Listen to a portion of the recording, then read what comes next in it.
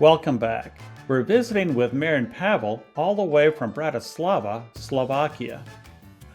Marian, how and why does a young man from Slovakia become involved with Route 66 in America? As I mentioned, and shortly after our border were open, I found a passion in traveling, and I started to watch documentaries about the countries in the world, and that was a time when I watched, for first time some documentaries about Route 66, and I was really interested in from first moment I saw the pictures from the mother road, and I was really curious. And The other thing is that your country is totally different than Europe. Europe is so small. Your country is so large. The distances are much longer than here in Europe. The density of population and the nature is something what is really fascinating for us here in Europe. So Route 66 documentaries definitely took my attention, and then I was able to watch some movies to be more familiar with American pop culture and American style of living, and everything what Route 66 brought to travelers in many years. So uh, the other thing was that I was fascinated by a Route 66 shield, because this is something what is unreplaceable anywhere in the world. It's very special and unique for Route 66. So I started to dream about that one time I will travel to the States, and uh, one of the things on my bucket list is to travel Route 66. Okay. And the first time you traveled Route 66, was there anything in particular that was a surprise to you? Yeah, absolutely. I was really surprised how large your country is, how nature is changing on the road. You know that when you travel in Route 66, you cross three time zones, and I have to say that Illinois is really similar to Europe. So when we started to travel on Route 66, we rented Harley Davidsons and made it in a style like a bikers Mm-hmm.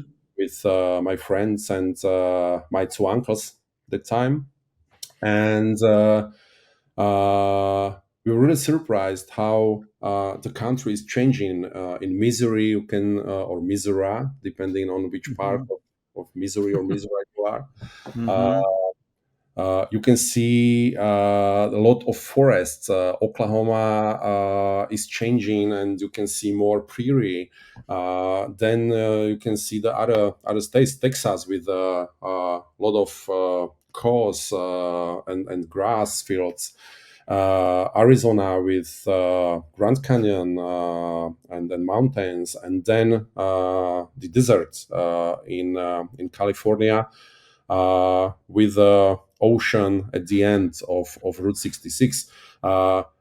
Although we had to overcome long distances every day during our trip, nothing was the same. The country around us was changing all the time. So we were really fascinating.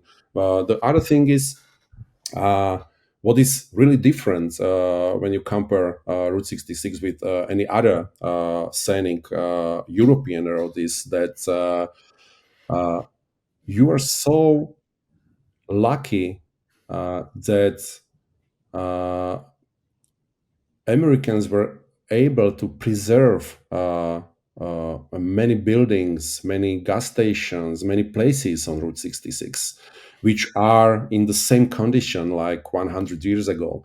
This is something what is not very usual in Europe. We have a very old buildings, of course. The history of Europe is much longer than American history, so it makes sense. But because Europe is so small in years, let me say last 100 years, and also because of the Second World War, everything was rebuilt. The roads were rebuilt when they were extended, the buildings were rebuilt. Nothing was preserved in the same condition like many places on Route 66. This is something which is really unique. And I can say that during my travels around the world, I never seen the not the same, but the similar place like Route 66 is. So that was and it still is a source of our fascination. So, why is it important to capture and hold on to the culture of Route 66, the buildings, the road, the people? Why is that important to hold on to that? Because this is part of your history. This is something very special because it's not only about the history. It's about the culture. It's about the songs, movies, documentaries, about the stories on Route 66. This is something what is really fascinating for me, to listen or read the stories. For many places, I really love the books from Jim Hinckley, with the bloody stories from Route 66. Also, I really love to read articles from British journalist Blue Miller, uh, and many others. I have a lot of books from historians on Route 66. So this is something what is irreplaceable, and it's maybe many people in America don't realize this, that it's something really unique. And I really can say that you can't find any other place in the world like Route 66. So this is what is very special on the Mother Road. Yeah, I think you phrased that very well. What about the people that you encounter on Route 66, the Route 66 travelers and the Route 66 merchants? How do you find those? What do you think of these people that are on Route 66? Oh, that's something what I'm fascinating also. People on Route 66 are also a very important part of traveling, and a very important part of Route 66 as a uh, more than 2,000 miles long road. Uh, for me, it's really interesting to see how people can connect other people on Route 66, how people are friendly, and how fast you can build a lifetime relationships on Route 66. This is something absolutely awesome for me. And uh, I always explain when somebody asks me why to return back to Route 66, and the main reason is I have to go back to visit all my friends there, to meet them again, and to enjoy the time all together. Um, we traveled Route 66 about 10, maybe 11 times Wow. since 2016, in full length in both directions. And meetings with our friends are always something really extraordinary for us. And this is something what we are really looking forward before every trip again. And the COVID time, the pandemic was really painful for us because for 2 years it wasn't possible to travel because the borders were closed again, like in communism, for a Hmm. while. And Hmm. we really struggled for 2 years, and we were not uh, we were really impatient to meet all Hmm. the friends there. So yeah, people are the main reason why to return back, to meet them again and had a chats and small talks with them. or maybe hours long conversations. Right. Different Yeah. place. What's interesting, and this has happened more than once, I'm going to say multiple times. Here's an example. I believe it's Phyllis at the Rockwood Motor Court in Springfield, Missouri, told me, she said they had two different guests, two different rooms. They happened to be from the same country, but they weren't traveling together. They didn't even know the other was there. They didn't know each other, but yet they lived a short distance from each other. And another couple was on their anniversary, a long term anniversary. We'll just say 40 years, something like that anniversary.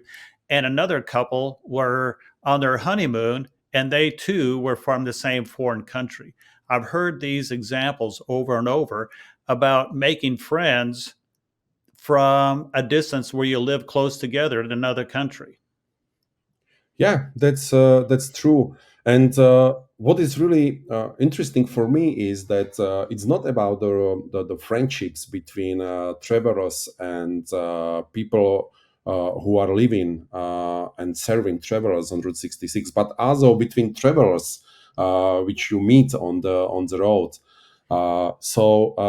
During the years, we met a lot of people from Italy, from Israel, from Brazil, and many other countries. And with some of them, we are still in touch, still in contact after a couple of years we met on Route 66. Mm. That's really fascinating for me. Now, you've been on Route 66 many, many times. You just mentioned that. Do you have a favorite location, like state or city or area, that's just your personal favorite? Phew, this is a really hard question for me. Um, Yeah, of course, I have a couple of favorite places on Route 66. One of them is, for example, Hooker's Cut in Missouri, which is a part of partially abandoned four-lane highway in the woods, Mm, and for many years we were happy to be there in the time without the traffic, hmm. which was great to see abandoned four-lane highway like in post-apocalyptic movie, without the cars, without the people there. uh, Hmm. I remember that one time we were able to see a deer which walked across the highway there. uh, Hmm. so that's the place where I always stop the car and just spend some time there and enjoy the Hmm. moment. This year, I discovered the beach near the river in Arlington, also in Missouri, which is a magic place. If you continue on the rough roads behind the Arlington building, you will approach the river, and you can see the bridge and it's really peaceful and quiet place there, just for take a rest on your trip Hmm. on Route 66. Of course, there is a many places. I don't want to touch any other which I don't mention here. I love Route Right. 66. It's all, Hmm. of course. Uh, Also, I love Santa Rosa and Blue Hole. I love Tucumcari. Uh, Hmm. I always love to spend some time in Albuquerque. That's a great city. Also, Santa Fe is one of my favorite places there. And in couple of past years, we spent more time in Route 66, located near Los Angeles area, and we found that it's a really interesting place with many hidden gems there. Hmm. So, yeah, on the other hand, I always enjoyed time in Chicago as well. So yeah, Okay. it's a very hard to answer. In Hmm. complexity of Route 66 because the Route 66 is so long. I'm gonna go on to another question in just a minute, but when you go on Route 66, like you're anticipating that you're going to be on Route 66 soon, what is it most that you look forward to? Is it the scenery? Is it the people? Is it the destined driving? What do you look forward to the most? Um, I think that people are on the first place. All the meetings with them and all the conversations. I always love the time which we are spending with Jim Hinckley in Kingman, Arizona. Hmm. We have some routines during our visits there. And this year, Jim took us on a quite long walk in the hills around the Kingman, and it was a really great time there. Uh, of course, it's not only people, but the traveling, especially when the weather is fine for traveling on Route 66. Not so hot, not so cold, something between. Hmm. Let me say in September, and I can say that I'm dreaming again about traveling Route 66 on a Harley Davidson, but not Hmm. not for business, but again as a pure and simple traveler. Okay. Just sit on Harley and bite the miles by mile by mile. Yeah. You mentioned Kingman, Arizona earlier, and you did some hiking or walking out in the mountains. By any chance, did you see the wagon road where the wagon wheels had made ruts in the road from the mining? Did you happen to see that? Yeah, a couple of times. Yeah, That's my that's really favorite. amazing. Yeah. That's my favorite place Mm. in Kingman, and thanks to Jim Hinckley, which is a great host there, we were lucky to visit more places around the Kingman, Hmm. including the shooting range from the Second World War, Hmm. where the bombers from U.S. Army were trained before they flew and bombed Europe, including Bratislava. There's Hmm. a there's a great story how the history connects the cities. I never know that Kingman was a training base for pilots and bombers, which were in our sky here in Bratislava 8 years ago. Yeah. I've got one more question, then we'll go to a break. Now, you mentioned earlier the long distance, how many miles Route 66 is and the number of states it takes in. For somebody that's never traveled to America to travel Route 66, they want to travel Route 66, I'd like for you to give them a little bit of advice. If they want to travel the entire route and they've never been here before, how long of a period of time should they allocate for their Route 66 trip? Or do you recommend that they just limit to one area for a different amount of time? What advice would you give to somebody that's never done this before? That's a great question because many people used to ask us why Route 66 navigation app estimates that their trip is maybe about hour or 2 hours longer than Google Maps show them. And I always try to explain that that's just machine estimation of the app, and Route 66 navigation just tries to estimate the length of your trip or time for your trip with the average number of stops on Route 66. And the second answer is that never plan your trip based on time estimation on Route 66 because it will don't work. Mhm. Uh, how much time is you travel Route 66? May I ask you, please? Yeah. Oh, well, I tell you what, I've traveled Route 66, and because I was still in a career at that time, and so were my friends, we traveled as a group.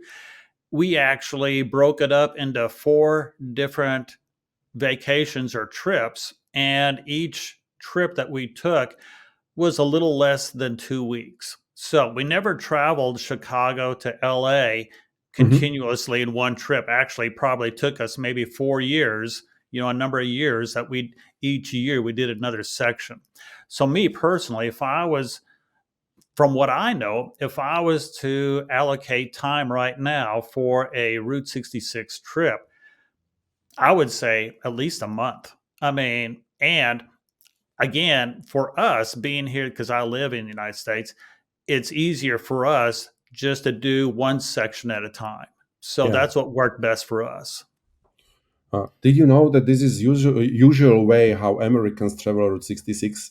Uh, it's about the different way how people from Europe, for example, have a vacation time. Here in Europe, we can take 2, 3, 4 weeks of vacation in a row. Uh, Hmm. and as I learned, Americans can't take working Americans, of course, Hmm. so long vacation time. So that's usual.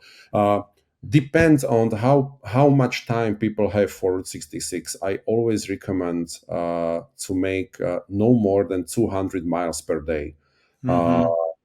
Depends on what they are interested in, because that's another point which I try to explain. You can't see everything on Route 66. It's simply not possible Hmm. for if you travel in 2, 3, 4 weeks. uh, as I mentioned, we traveled Route 66 for 10 times, and still there are places which we never visited before, and we're still trying to visit all the Right. places on Route 66. So, Hmm. depending on your time, I recommend to travel no more than 100, 150 or 200 miles per day, because that's by our learning and our experience, that's appropriate distance for daily traveling, to see as much places as you can, spend some time there.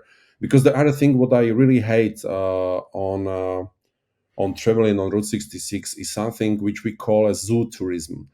Zoo tourism means that people just stop their car at the place, pull down the window, take a picture, Mm. and Yep. go away. They usually don't say hello to the owners.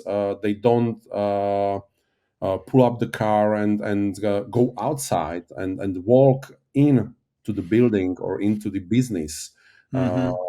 if they don't buy something, just look around, just have a chit chat, small talk with the owners, because I don't think that it's something what respects people on Route 66 when you just stop the car, pull down the window, make a pictures, and go away.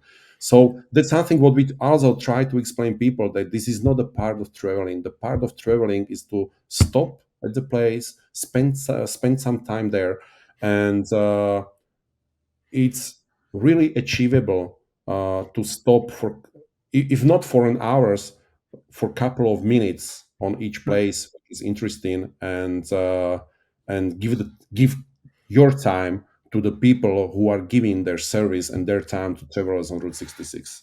uh, do you know what I mean? Oh, I do. And I should explain a little bit.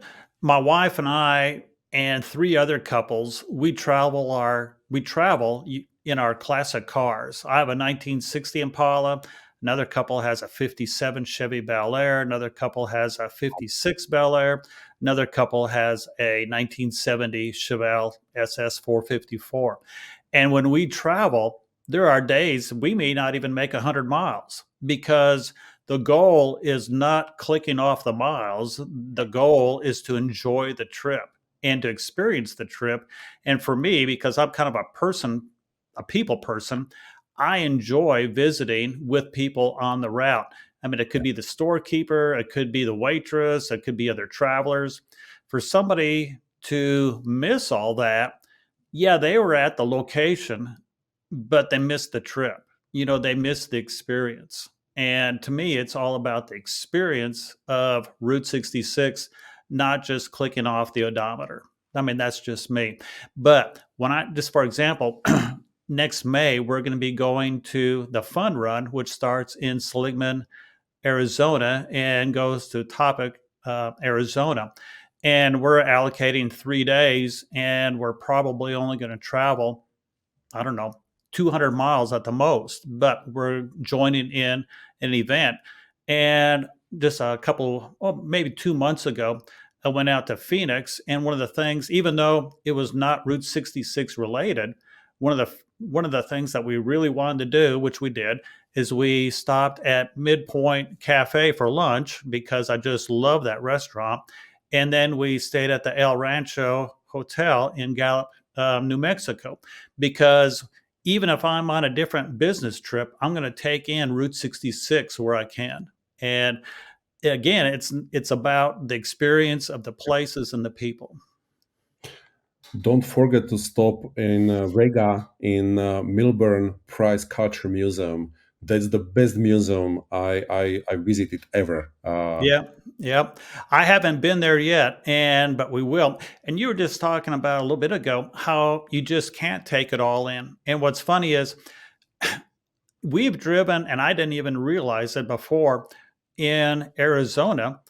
Um, I didn't realize that Grand Canyon Caverns was even open. So this May, when we're going through, we're going to make sure to stop at Grand Canyon Caverns. Never been there before, and I've been through there a number of times. It's just like you said, you just can't do it all. So for somebody to say, "Oh, I'm going to take 10 days and do Chicago to L.A." Oh, I I just don't think that's a good idea. I think that they can fly with a helicopter in 10 days. Yeah, It's not achievable with a car and see yeah, something on Route 66. 10 yeah, days, yeah. so fast traveling. Yeah. And with that, we're going to take a short break. Don't go away. We'll be right back.